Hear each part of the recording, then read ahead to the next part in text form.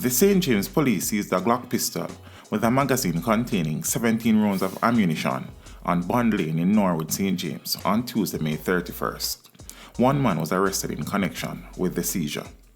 A 9mm Smith & Wesson pistol with a magazine containing 8 rounds of ammunition was seized during a joint police-military operation in Catton Lane in Mount Salem, St. James on Monday, May 30. Meanwhile, the St. Catherine South Police seized a Ruger 9mm pistol with a magazine containing 4 rounds in Old Harbour, St. Catherine, also on Monday, May 30. The weapon was seized following the pursuit of a robbery suspect who managed to elude the police after dropping the weapon. Investigations are ongoing. Teach them! Always make sure the message will reach them! Teach them! Hey yo, hello! Send the message and make it reach them. It's teach them. Right here, Warlord representing.